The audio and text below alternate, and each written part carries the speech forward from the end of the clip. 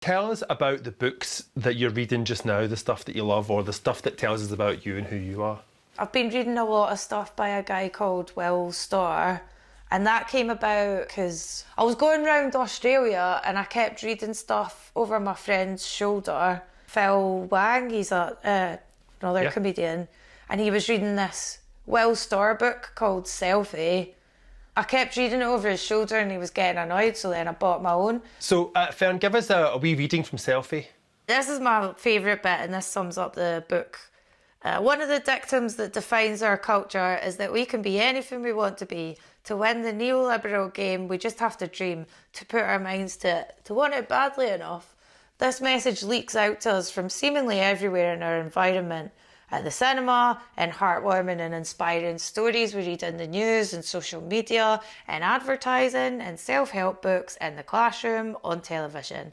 We internalise it, incorporating it into our sense of self. But it's not true.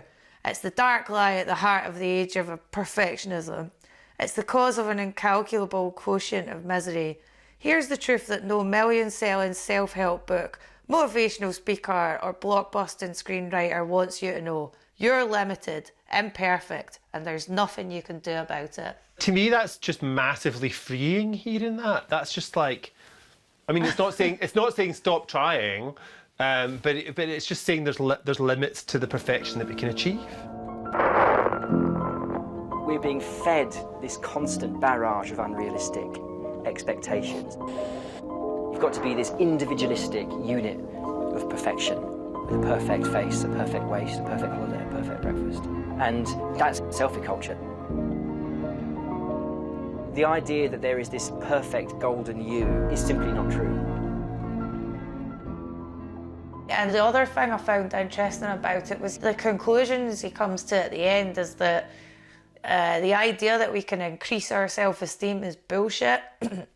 We all have certain personality traits, and you can dial certain things up or down a bit, like being neurotic, but you can't fundamentally change who you are.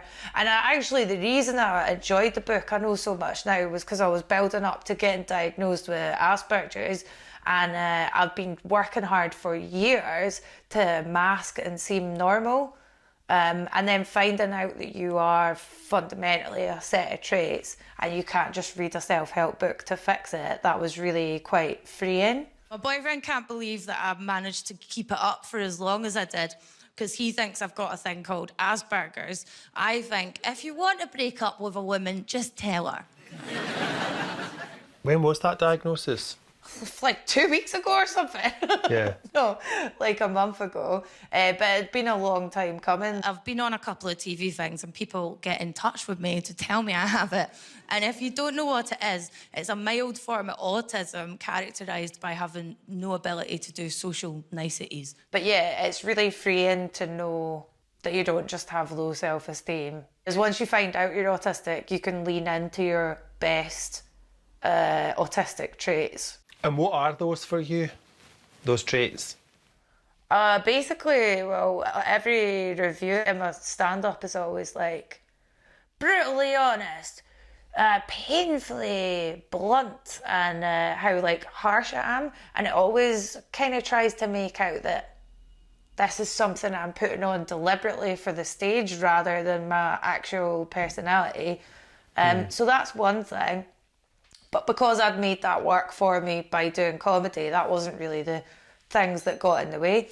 It's more just in the way that introverts can get drained from being at a party. I have a much better life now that I'm self-employed and I'm very happy in my own company and stuff. And I can function on a high level doing my own job, doing stand-up. I can tour endlessly and travel loads and work at a high capacity. But if you were to put me doing basic admin in an office job, I'd be sacked within a month.